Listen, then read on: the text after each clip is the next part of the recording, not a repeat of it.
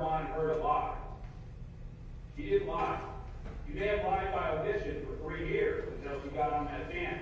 But when it came down to brass tacks, she told the truth. I said nothing. Her friend, who thought it out, nothing, not one word.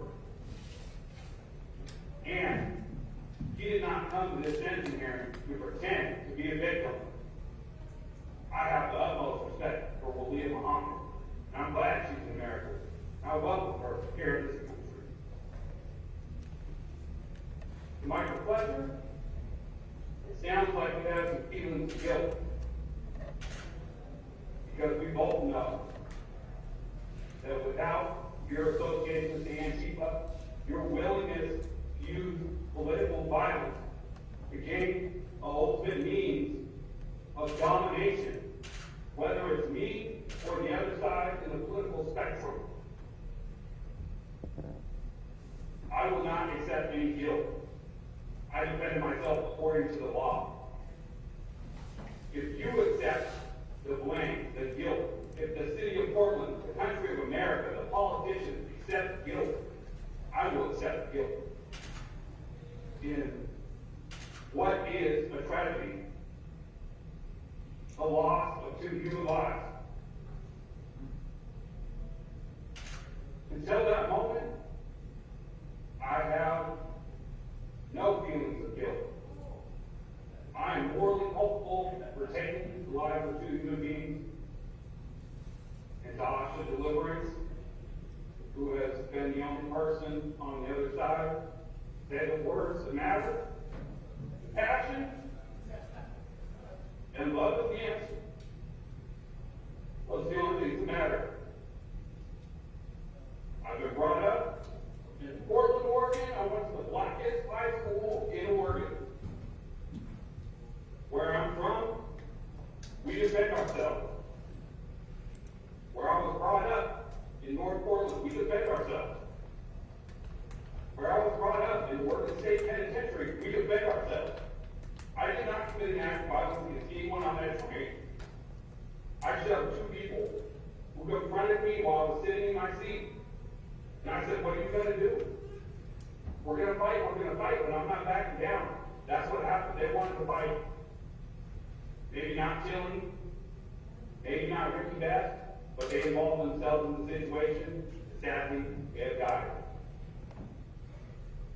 And I do regret that 2 people died, but I do not regret my actions that led to their death.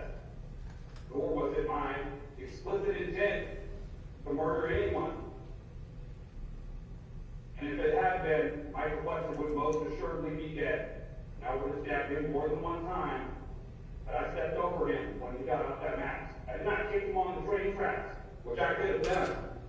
He would assuredly be dead. I could have stabbed him again. He would assuredly be dead. That's not what happened.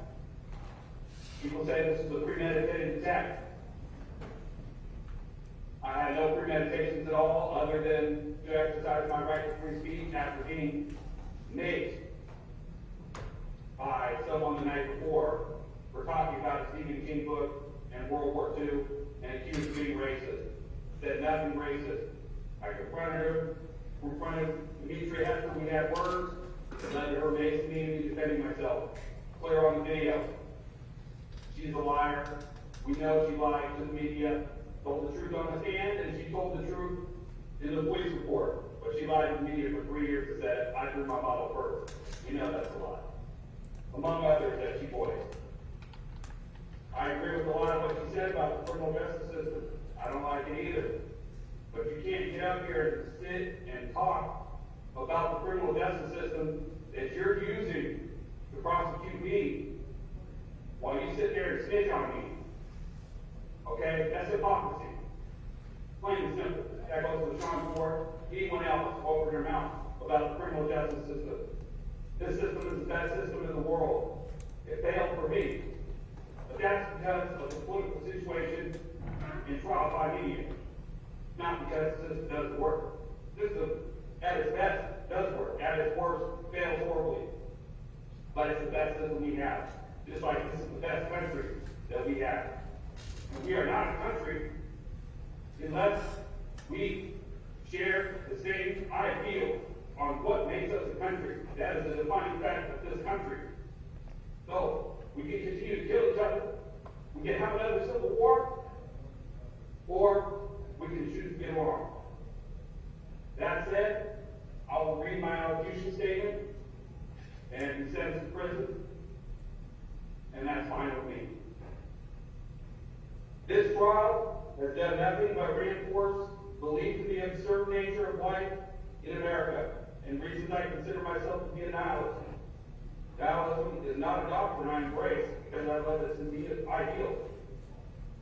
It is clear to me after sitting through the farce of this trial that the most important thing was rubber stamping a fictitious hate crime, not the fact that two human beings lost their lives.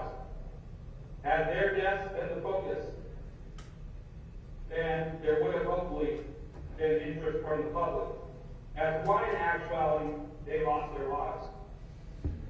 We all know that I said nothing to those two young girls that the media liked to focus on for 3 years. And you don't hear from the media that the young girl in the hijab, William Muhammad, I was supposed to be yelling at, finally decided to tell the truth and refute everyone's lies after 3 years of letting the lies gain a life of their own.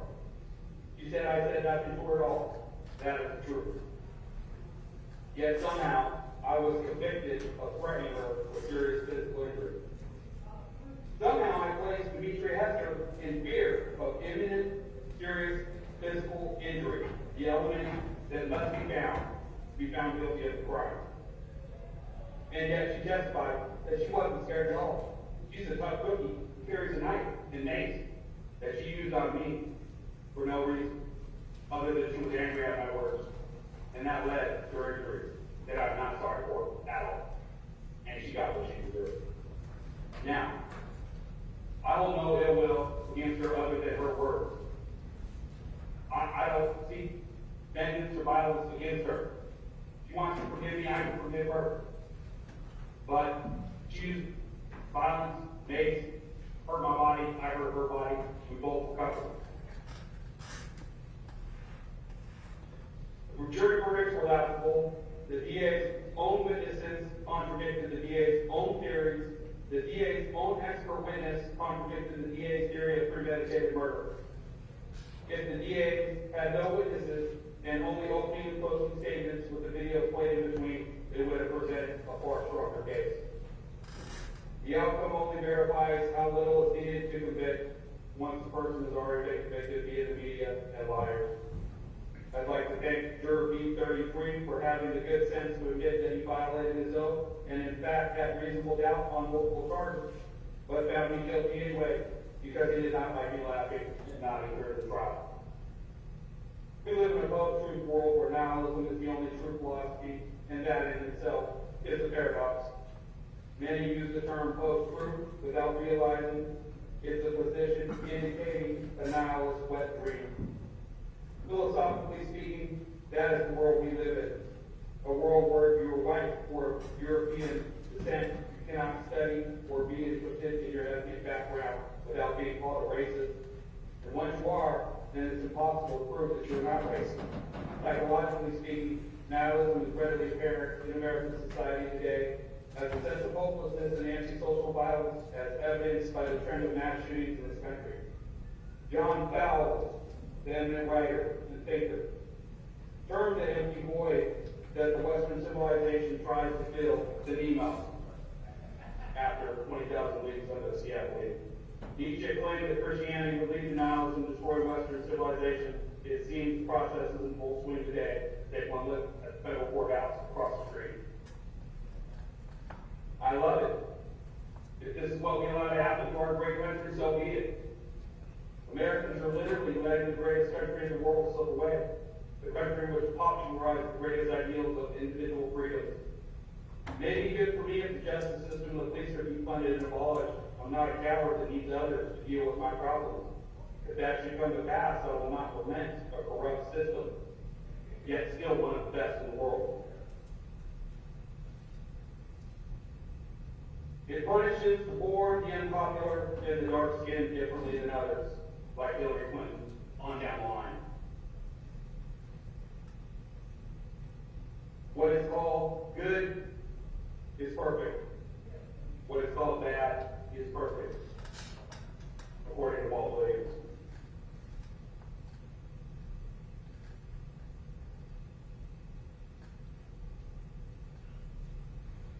As for political nihilism in 2016, if you voted for any candidate, your vote did not count.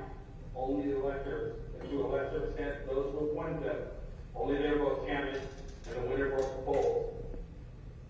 You cannot trust anything except chaos in American politics today. In short, nihilism is a philosophy that Western civilization and our current society has forced me to embrace as a thinking, rational, and logical human being. In the land of the free, that just happens to incarcerate more of its citizens than the rest of the world combined. In the democracy in which the vote of the elector is the only vote that counts, the American dream is still spoken of in this land of existential crisis and despair. How, I don't know. As George Carlin said, you have to be asleep to believe it. I used to think Portland was a tolerant city. I was born here, raised, very accepting. Keep Portland weird, they say. The truth is that Portland has become a rotten cesspool of intolerance and violence. I went to school with Demetria Hester's boss, the Reverend Mondane, and I went to school with both his twin sons. They know I'm not a racist, yet he consistently pushed the line that this was a terrorist hate crime, and I was racist. He called the FBI so that I could be indicted for a hate crime, which, by the way, never materialized. I wonder why. Portland cannot even tolerate a little bit of free speech. It's so intolerant these days. It was not hate speech on the map. It may have been designed to show the hypocrisy of knee-jerk so-called liberals. You can't call yourself a liberal if you can't allow a little free speech on the map. Liberals used to stick up for free speech in this country. Now I don't know where they stand. It was designed to get a reaction, not to murder anyone, but to say that I have the right to free speech. And yes, if you don't like that, leave this country. Please, by all means. The truth is that Portland empowers people like Michael Fletcher and the group Bardo, like Antifa and skinheads, to commit violence for political reasons, and then create a false narrative that allows him to be seen as a hero for getting 2 people killed, and also nets him a cool $250,000 for his stupid actions. Some will call me a villain and another a hero. I've said it before. There were no heroes on that train on May 26, 2017. Had Michael Fletcher not attempted to confront and attack me, had he listened to Sean Ford's excellent advice, then Sean Ford would have been an unsung hero. Sadly, he did not. To be hated as a villain by liars and hypocrites is the pinnacle of virtue. To defend oneself against the violence of those same liars and hypocrites while exercising your right to free expression in a quote-unquote free country is the duty of every patriot, every true patriot. They call it the culture war. Some call themselves social justice warriors. If you use those terms, I advise you to prepare for war or embrace the title of social justice victim. If there is truth to be had in this case, it is that we are all to blame. The city, the mass media, the politicians. I will accept no blame until the parties accept theirs. You can say I'm guilty, but I'm not, because I've read the law and I did not break it. This is a stand your ground state, and I stood my ground.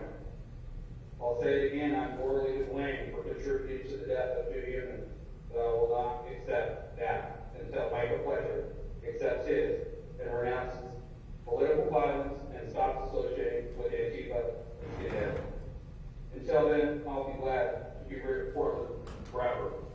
And to Michael Fletcher personally, I hold no ill will. You chose violence. I chose violence. People died. You survived. I understand your feelings of guilt. You should apologize to the families, not for not being there, but for being the main contributor of their deaths. Once you accept that, feel free to write me in prison. I hold no ill will against you. That's my statement.